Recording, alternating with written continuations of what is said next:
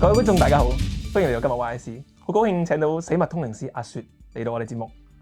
阿雪你好。 Hi， 我係一個人。有料嘅人從來都唔會自我介紹。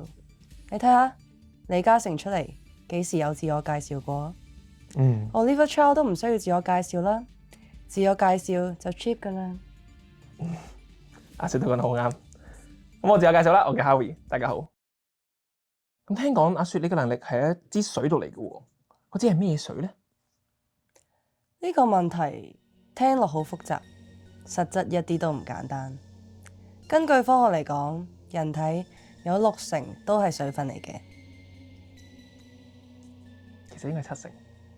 今日你喺度食咗個飯喎，佢有冇同你講啲咩？泰國有泰國香米，比較晶瑩剔透，但係我就中意日本嘅珍珠米多啲。咁我諗佢啱啱係同你講泰文咧。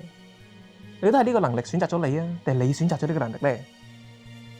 選擇有2種，一種就係你揀人，一種就係俾人揀。上一集明明係水之精靈揀咗你嘅喎。水之精靈咧就明啦，天機不可泄漏，天機不可泄漏。多唔多人或者物件揾你幫手啊？數量嘅嘢多嘅時候其實都唔少，不過少嘅時候都真係唔係幾多嘅。都有分淡旺季啦，係嘛？有冇諗過去失物認領處度工作啊？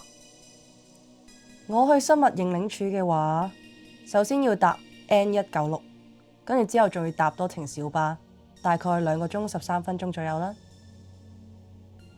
冇錯，通勤時間的確係好重要考慮因素。喺上一集嘅最尾，嗰對父女最後有冇成功團聚到咧？親情係至高無上嘅情操，係好重要嘅。佢哋絕對值得呢個父女團聚嘅機會。咁我當佢哋有團聚到啦。唔知阿雪你有冇食開金菇嘅習慣咧？眾所周知，金菇係有不死之身嘅，所以我一直都好尊重佢哋嘅。唔怪你知我哋日頭食完，夜晚見翻佢啦。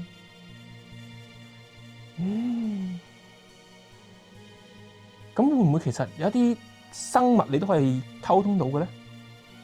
嗱，其實有一啲特別嘅物種咧，係可以同我 connect 到嘅，例如珍寶豬。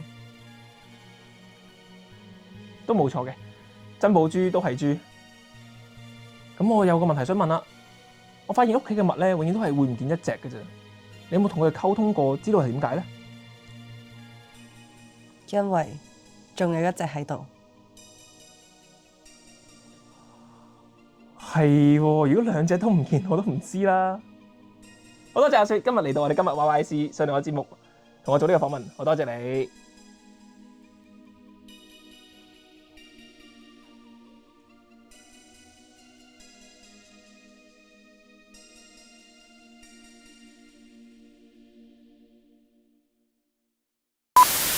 唔知阿雪有冇食開金菇嘅習慣咧？